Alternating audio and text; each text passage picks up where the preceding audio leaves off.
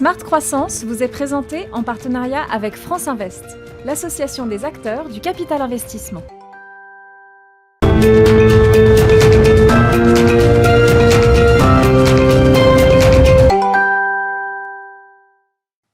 Bonjour à tous, bienvenue dans Smart Croissance, votre rendez-vous consacré au capital investissement. Alors aujourd'hui, focus sur les effets concrets de ce capital investissement en France, quel impact sur la création de valeur, la croissance, les emplois. France Invest et EY nous apportent les chiffres de l'année 2020 et les entreprises, elles, comment est-ce qu'elles vivent cet accompagnement, comment est-ce qu'elles mesurent également concrètement les effets. Témoignage à suivre avec un chef d'entreprise dans Smart Croissance.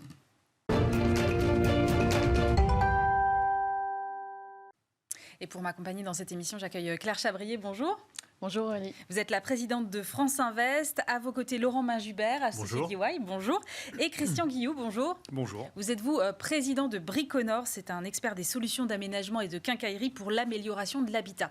Alors, je le disais, France Invest et EY apportent cette semaine la 7e étude sur la création de valeur, la 18e étude sur la croissance et la création d'emplois dans les PME et ETI françaises, accompagnées justement par des acteurs du capital investissement.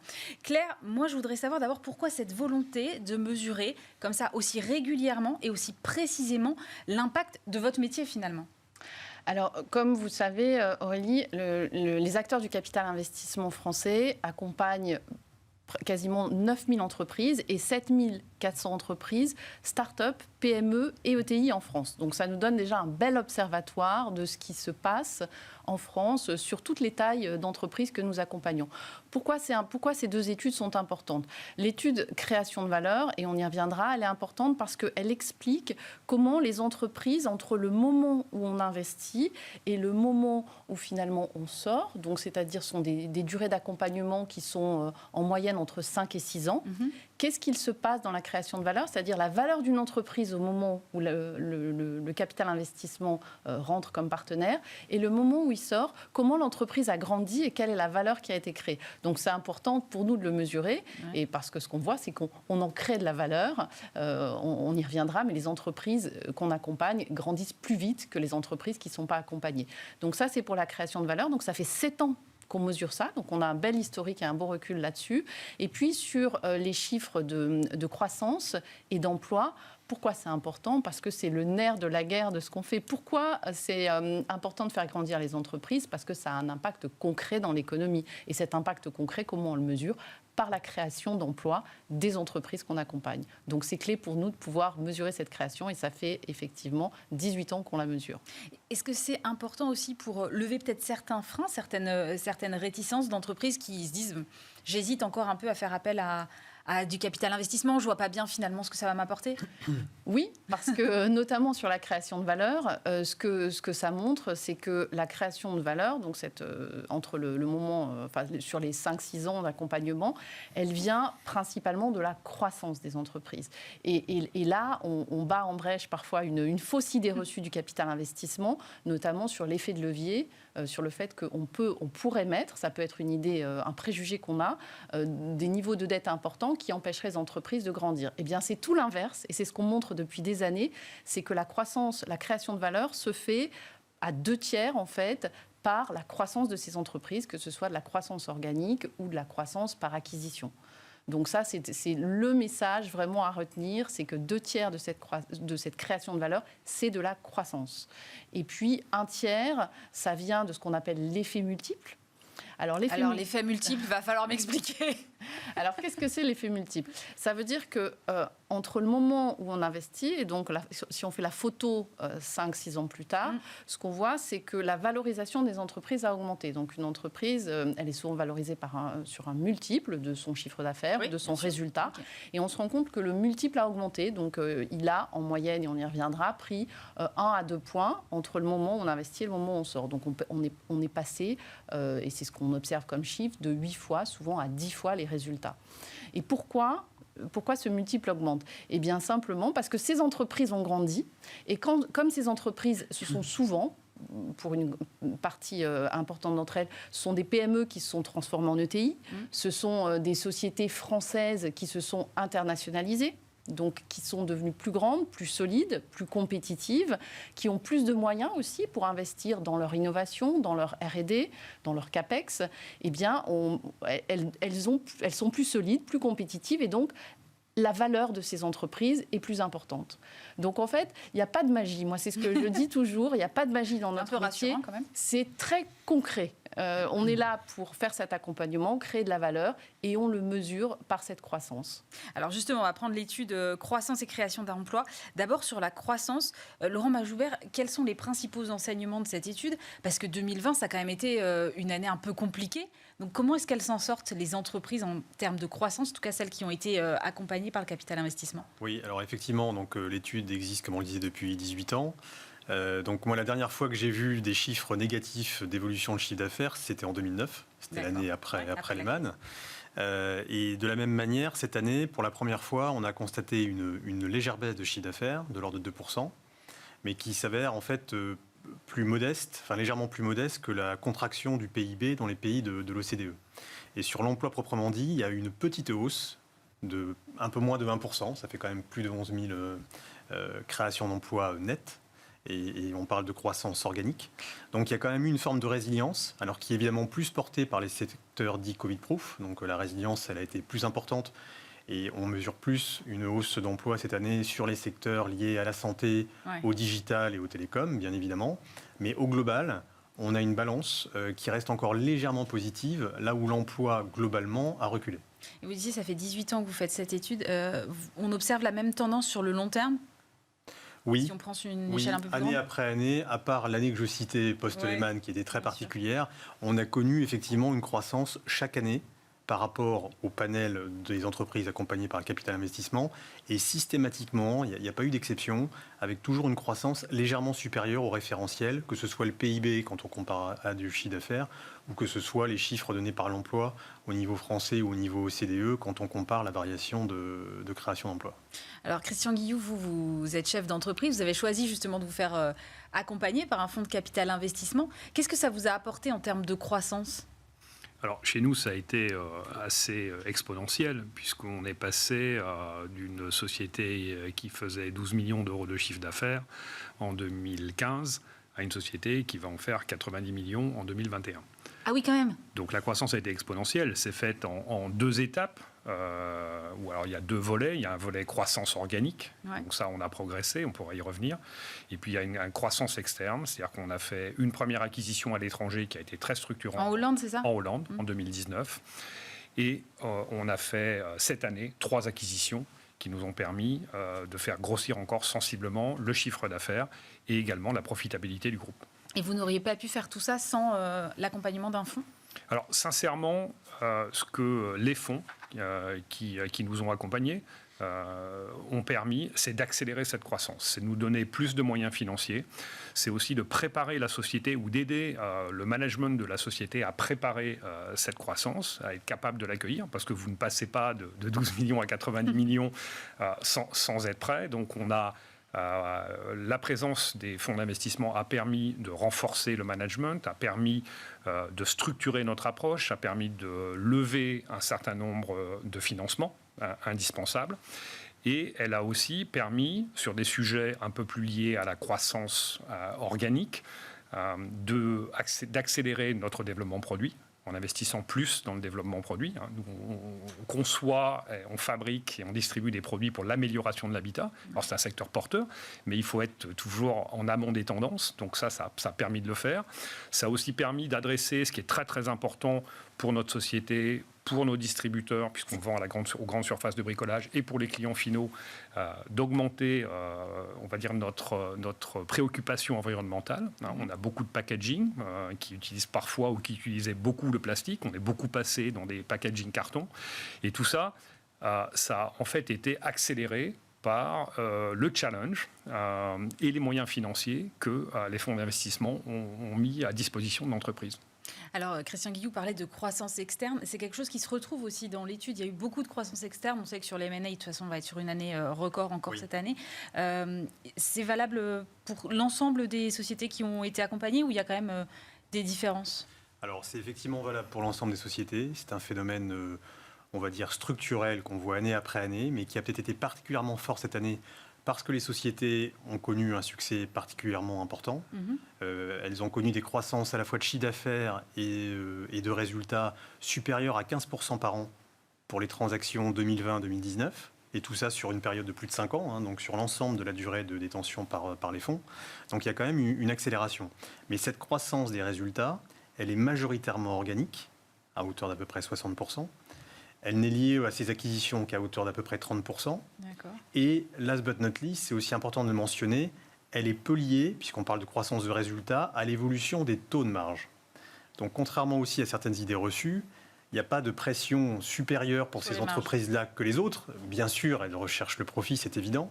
Mais comme toute entreprise. Voilà, mais en fait, l'amélioration du taux de marge est relativement marginale. Donc c'est que 10%. Et par rapport aux 60-30 entre organique et croissance externe, l'organique aujourd'hui, comment aller chercher autant de croissance dans un pays quand même mature qui s'appelle la France? C'est à la fois, et on le voit bien dans les interviews qui sont faites, c'est à la fois du foisonnement sur les offres produits et de services, mais c'est surtout une accélération à l'international. Et quasiment tous les responsables d'entreprise reconnaissent le savoir-faire des fonds pour structurer des acquisitions. Et c'est aussi du temps de gagner, parce que si vous attaquez un nouveau pays from scratch, c'est assez lent de constituer un fonds de commerce. Là où quand vous faites une première acquisition dans un pays neuf, vous démarrez déjà avec un fonds de commerce constitué. Donc c'est aussi à l'export que cette croissance organique a été obtenue indépendamment du marché français qui, selon les secteurs, effectivement, a pu être plus ou moins flat ces dernières années. Claire, est-ce que finalement le fonds d'investissement ne permet pas tout simplement à l'entreprise d'aller plus vite? Si. C'est ça. En fait, c'est de l'accélération de croissance. Donc, pourquoi un entrepreneur vient nous voir? Quelle est notre raison d'être? C'est d'accompagner un entrepreneur qui a des projets de croissance, qui a envie de grandir. Donc, que ce soit effectivement à travers la croissance organique, donc où il va falloir financer ces accélérations, ou alors parce qu'il a des volontés justement de faire des acquisitions, de consolider son marché. Et c'est là qu'on aide parfois, parce que c'est pas toujours facile. La première acquisition n'est pas toujours simple. Donc on apporte cette expérience et on rassure aussi, je pense, sur ce savoir-faire, sur ces processus d'acquisition et de consolidation.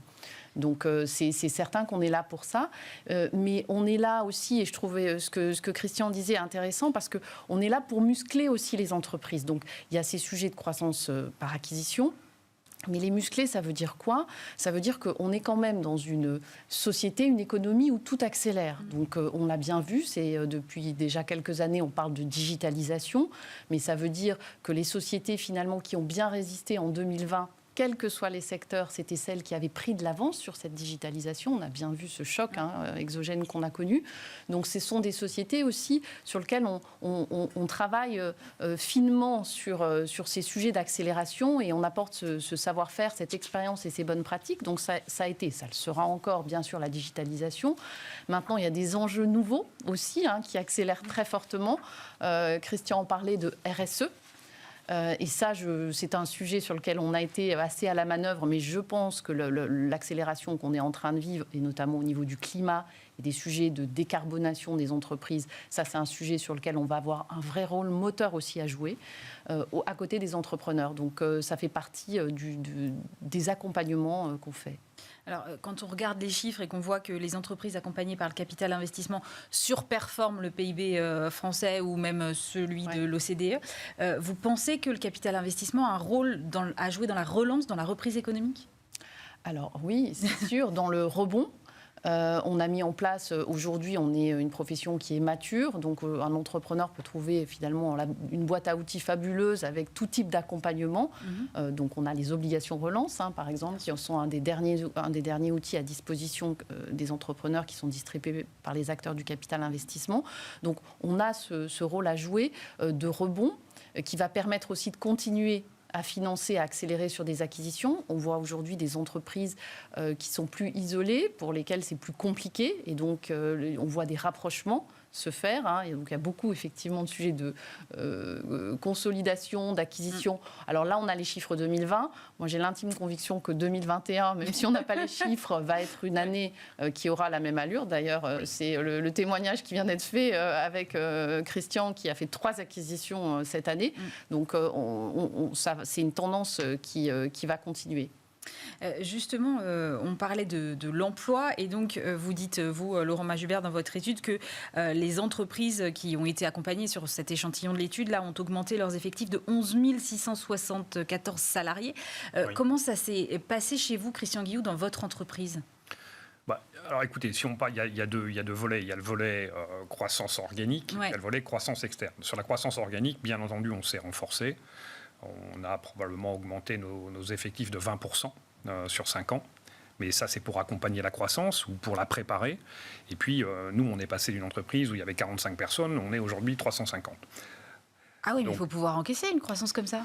Oui, mais alors je reviens un petit peu sur l'apport des fonds. C'est pas uniquement des fonds d'investissement, c'est pas uniquement un apport financier. C'est pas juste du capital. C'est pas juste du capital. Le capital, vous en trouvez. Il y a beaucoup de façons d'en trouver. Surtout en ce moment. Ce qu'on vient chercher en tant qu'entrepreneur, c'est plus un accompagnement. Vous parliez de challenge, oui, mais c'est un petit peu comme une auberge espagnole. C'est-à-dire vous trouvez ce que vous êtes venu chercher également. Et c'est en termes d'accompagnement. Alors accompagnement, structuration par exemple financière, et c'est pas le financement pour aller chercher de la croissance externe, aide au contact de croissance externe à l'étranger, de façon très concrète, rencontre d'autres chefs d'entreprise qui ont vécu les mêmes problématiques, parce que quand vous êtes, et ce qui était mon cas il y a 5 ans, patron d'une PME, vous êtes un peu seul. Vous n'avez pas forcément une équipe de management avec laquelle vous pouvez partager beaucoup de sujets un peu critiques. Donc voilà. Aide à la digitalisation, ça c'était un point très très important pour nous. On a ouvert de nouveaux canaux de clientèle, mais parce qu'on a su se digitaliser, on a su s'organiser en logistique, on a su s'organiser pour devenir notre propre nos propres plateformes e-commerce. Ouais. Donc c'est très important. Et je pense que tout seul, je ne dis pas qu'on n'aurait pas pu le faire, mais la présence de fonds d'investissement au capital a été un véritable accélérateur. Et un partenariat. Moi, j'avais très souvent, quand Amundi était à notre capital, ils sont sortis depuis, on a d'autres fonds depuis, mais j'étais très souvent en contact avec la personne qui suivait la participation de manière très ouverte sur divers sujets de la vie de l'entreprise. On va prendre la deuxième étude que vous nous apportez, Laurent Majubert, sur la création de valeur. Moi, je voudrais déjà savoir comment ça se mesure, la création de valeur. Alors, de manière assez simple, mieux vaut prendre une référence transactionnelle. Au moins, on est sûr que ça a du sens en termes de frais de demande. Donc, on compare la variation de la valeur de l'entreprise entre le moment où le fonds l'a acheté, donc à un prix de X, et le moment où il l'a revendu à un prix de X plus quelque chose. D'accord. Donc, c'est vraiment la variation de cette valeur qu'on décompose, comme on l'a dit, entre essentiellement croissance des résultats, évolution des multiples de valorisation, et de manière finalement très subsidiaire, le phénomène de l'endettement. Et c'est important de dire aussi que cette étude, elle avait été créée par EY parce qu'on faisait les mêmes études dans d'autres pays européens, et ça converge exactement aussi avec les autres pays. C'est-à-dire que dans tous les pays où on a pu faire ce genre d'études, on a toujours la croissance des résultats comme le premier moteur de création de valeur très clairement, et à chaque fois, l'aspect désendettement est marginal. Parce qu'au final, vous avez en moyenne une société qui a à peu près le même stock de dette au départ et lorsqu'elle est revendue, alors même que dans l'intervalle, elle a considérablement augmenté son résultat. Donc le poids de la dette relatif diminue, mais le montant de dette en valeur absolue est maintenu, notamment pour financer les acquisitions. Et là, il ne s'est pas accru avec la crise qu'on a traversée. Cette année, en 2020, ponctuellement, effectivement, il s'est accru, effectivement, de manière plus sensible que les autres années, mais comme les résultats se sont eux-mêmes accrus, en fait, le ratio entre endettement et résultat a continué à légèrement baisser entre le moment où le fonds rentrait dans la participation et le moment où le fonds a revendu. Et vous disiez aussi, Claire, tout à l'heure, un truc très important, c'est-à-dire qu'il y a quand même, et c'est dans l'étude aussi, c'est 30% des entreprises qui étaient des PME à l'entrée des fonds sont devenues des ETI à la sortie des fonds. En France, on déplore souvent ce manque d'ETI. On dit, voilà, on va se comparer à l'Allemagne. Je crois qu'en France, il y a 5400 ETI, quelque chose comme ça. On doit être à 13 000 en Allemagne, 10 000 au Royaume-Uni. Finalement, l'une des clés, en tout cas, pour ce passage à l'échelle, c'est le capital investissement. Oui, on en est convaincu. Effectivement, c'est d'ailleurs, donc on le voit, hein, on le mesure, puisque les sociétés qu'on accompagne grandissent 2 fois plus vite. C'est ce que j'expliquais au départ. Elles sont effectivement plus digitalisées, elles sont plus internationales, elles sont plus matures, plus solides. C'est ce qui va leur permettre aussi d'innover. Parce qu'il faut avoir une certaine taille pour pouvoir financer son innovation. Et là, on entend de plus en plus parler des sujets de décarbonation. Donc ça va être un vrai challenge pour les entrepreneurs de RSE. Donc Christian a illustré avec les sujets de packaging. Mais donc ça va demander à toutes les entreprises d'innover aussi, de faire de la R&D. Et donc quand on a ce statut de TI, effectivement, c'est plus facile de le faire. Et alors nous, c'est une de nos ambitions parce que on a rédigé en fait notre manifeste 2022-2027 en définissant les ambitions du capital investissement. Et une de nos 27 ambitions, c'est de transformer 1000 PME en ETI. Donc, je ne savais pas, mais j'ai bien fait de poser la question. Voilà. et donc, on en a qui sont déclinés autour des entreprises, de l'économie et de la société.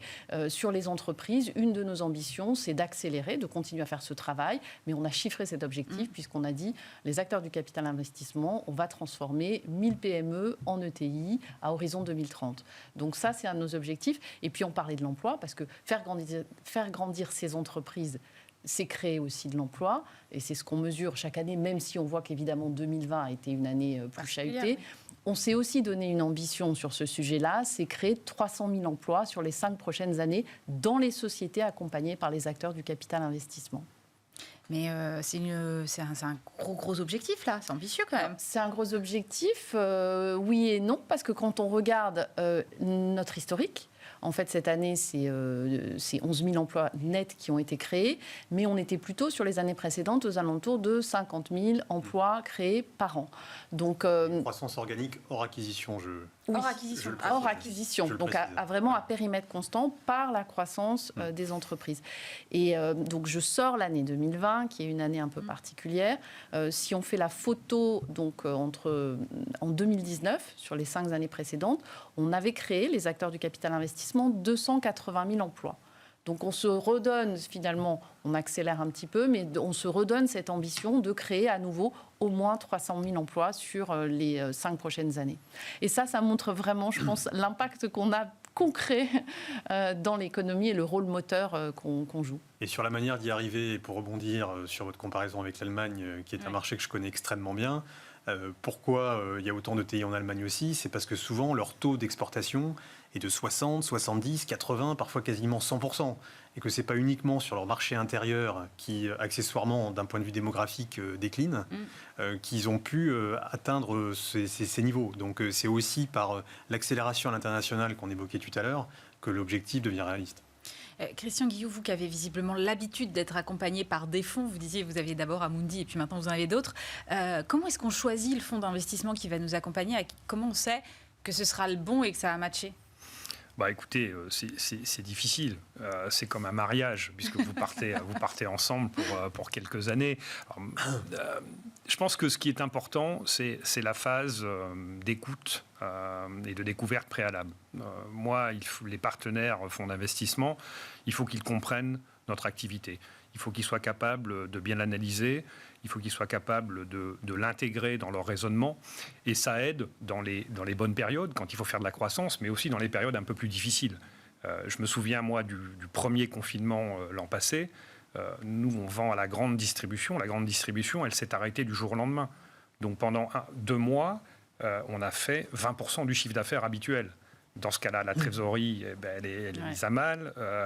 Et c'est important qu'on ait la bonne écoute, qu'on ait les beaux conseils, qu'on puisse se parler avec d'autres chefs d'entreprise.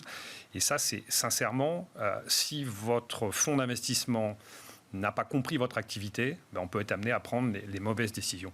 J'aurais peut-être rajouté quelque chose sur la partie attractivité des entreprises qui sont aussi accompagnées par les fonds d'investissement.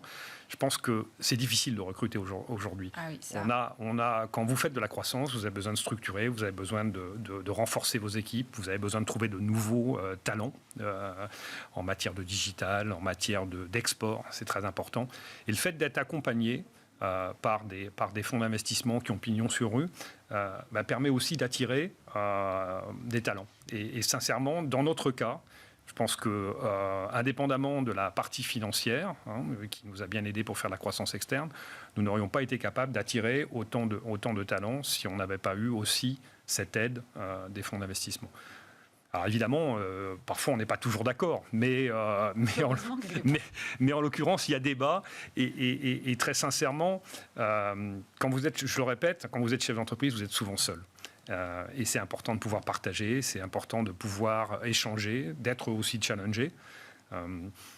Voilà. En tout cas, dans notre cas, je pense que le parcours des fonds d'investissement a été plus que satisfaisant. Et ceux qui nous accompagnent actuellement en Initiative et Finance et Ciparex, je pense qu'on est encore dans une dynamique où on fera de la consolidation. On en a déjà fait pas mal. Et on continue à renforcer les équipes de façon forte. Grâce à leur aide, on a aussi renforcé notre gouvernance. On essaie d'avoir aujourd'hui des aides en matière de compétences au sein de notre comité stratégique. Et ça, il nous aide beaucoup à trouver les bons profils d'administrateurs qui peuvent nous aider sur des sujets je le répète, de développement externe, de digitalisation, des sujets de ce type et de diminution de l'empreinte carbone, bien entendu. Et Claire, on arrive au bout. Et comme à chaque fois qu'on fait une émission sur le capital investissement, je me dis finalement, on parle assez peu de capital. On parle de stratégie, on parle de gouvernance, on parle de création d'emplois. Finalement, peut-être que le problème, c'est que le mot capital investissement est un peu réducteur.